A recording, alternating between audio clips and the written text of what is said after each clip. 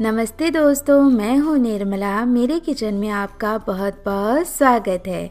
सर्दियाँ आते ही मार्केट में बहुत ही अच्छी हरी मेथी मिलने लगी है, लेकिन अपने कड़वे स्वाद के कारण हर कोई इसे खाना पसंद नहीं करता। लेकिन आज मैं आपसे शेयर करने जा रही हूँ मेथी का ऐसा नाश्ता जिसमें मेथी का कड़वा स्वाद तो बिल्कुल आएगा ही नहीं, और बड़े तो बड़े, बच्चे भी इसे खूब चाह कर खाएंगे। तो चलिए ये बहुत ही मज़ेदार हरी मेथी के वड़े बनाना शुरू करते हैं। ये सुपर टेस्टी नाश्ता बनाने के लिए हमें चाहिए होगी हरी मेथी। तो यहाँ पर मैंने 300 ग्राम हरी मेथी को अच्छे से धोकर साफ़ कर लिया है और अब हम इसे काट लेंगे। तो काटने के लिए आप इसे चॉपिंग बोर्ड पर इस तरह से गुच्छा बनाकर काटेंगे ना, तो बहुत ही आसानी से हरी मेथी कट जाएगी। कोई भी हरी सब्जी आप ले रहे हों तो काटने से पहले ही उसे धो लें, काटने के बाद उसे नहीं धोना है। एक तो इससे पौष्टिकता भी हरी सब्जी की ख़त्म हो जाती है, और दूसरा काटने के बाद हरी सब्जी को धोना और भी ज़्यादा मुश्किल हो जाता है। तो पत्तेदार सब्जियों को थोड़ी देर आप पानी में ही रहने दें, इससे जितनी भी उसकी मिट्टी होगी वो नीचे तले में बैठ जाएगी। फिर ऊपर से उस सब्जी को लेकर अच्छे से एक बार फिर से साफ पानी से धो लें, इससे बहुत ही आसानी से हरी सब्जी धुल जाती है। तो चलिए बातों ही बातों में यहाँ पर मैंने हरी मेथी को अच्छे से काट करके तैयार कर लिया है। तो अब ये हरी मेथी जाएगी एक मिक्सिंग बोल के अंदर, और साथ ही मैं इस नाश्ते में प्याज का इस्तेमाल भी करने वाली हूँ। तो एक बड़ी साइज का मैंने प्याज ले लिया है और इसे इस तरह की पतली और लंबी स्लाइसेस में कट कर लेंगे। प्याज डालना टोटली ऑप्शनल है, लेकिन यदि आप प्याज खाते हैं तो फिर ज़रूर से इस्तेमाल करें, इससे इस नाश्ते का टेस्ट बहुत ही बढ़िया आता है। चाहें तो आप प्याज की मात्रा बढ़ाकर भी ले सकते हैं। अब प्याज को पतला और लंबा काटने के बाद इसकी जो कलियां हैं उन्हें ऐसे खोल लेंगे ताकि ये सारी एकदम खिली खिली हो जाए, तो नाश्ते में इवनली मिक्स भी हो जाएं। तो अब ये प्याज जाएगा मिक्सिंग बोल के अंदर मेथी के साथ। और अब हम ले लेंगे पोहा, जिसे चिवड़ा भी कहते हैं। तो आधा कप मैं पोहा ले रही हूँ। पोहे की जगह चाहें तो आप एक उबला हुआ आलू भी ले सकते हैं। पोहे से इस नाश्ते का टेस्ट और क्रिस्पीनेस और भी ज़्यादा बढ़ जाता है।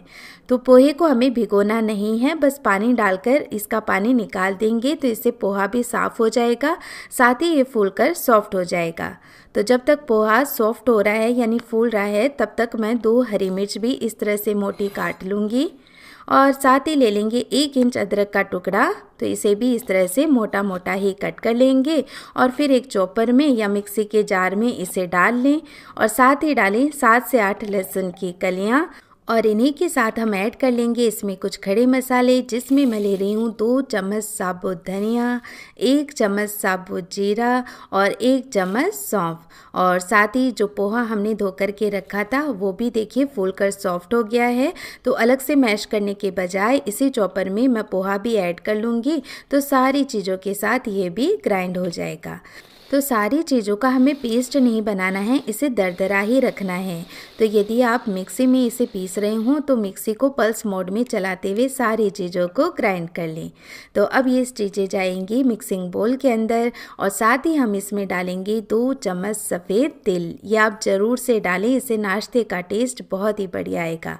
अब पाउडर मसालों में ले लेंगे 1 चम्मच लाल मिर्च का पाउडर, आधी छोटी चम्मच लेंगे हल्दी पाउडर, और अब स्वाद के अनुसार नमक भी ऐड कर लेंगे, और साथ ही डालेंगे इसमें हरा धनिया। तो 1 मुट्ठी हरा धनिया मैं इस तरह से बारीक काट करके ले रही हूँ। आप चाहें तो हरे धनिया की मात्रा बढ़ा करके ले सकते हैं। तो यहाँ पर ये कटा हुआ हरा धनिया भी हम इसी में ऐड कर लेंगे। और अब लास्ट में जाएगा इसके अंदर बेसन। तो टोटल मैं 1 कप बेसन का इस्तेमाल कर रही हूँ, लेकिन पहले आधा कप बेसन डालकर अच्छे से सारी चीज़ों को मिक्स कर लेते हैं, क्योंकि हरी मेथी में ढेर सारा पानी होता है। तो नमक के कांटेक्ट में आते ही हरी मेथी धीरे धीरे पानी छोड़ने लगेगी, तो जो बेसन होगा उसमें बढ़िया मॉइस्चर आ जाएगा। फिर ये बचा हुआ आधा कप बेसन मैं और डालकर इसे भी अच्छे से मिक्स कर लूँगी। और यदि आपको ज़रूरत महसूस हो तो आप इसमें 2 से 3 चम्मच पानी का इस्तेमाल कर सकते हैं, या फिर हरी मेथी के साथ साथ बेसन की मात्रा भी आप बढ़ा करके ले सकते हैं यदि आपको बेसन की कमी महसूस हो। लेकिन यहाँ पर इस नाश्ते में मैंने हरी मेथी का इस्तेमाल ज़्यादा किया है और बेसन का इस्तेमाल कम से कम करने की कोशिश की है।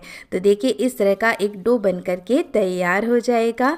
फिर हम हाथों को तेल से ग्रीस करके इस तरह से इनकी छोटी छोटी कटलेट बना लेंगे। तो पहले सारे पोर्शन को आप गोल कर लें और फिर ऐसे प्रेस करें, तो बहुत ही आसानी से इसकी गोल गोल कटलेट बन करके तैयार हो जाएगी।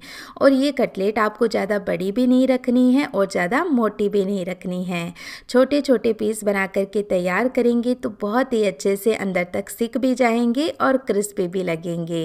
तो यहाँ पर सारी कटलेट मैंने बना करके तैयार कर ली है।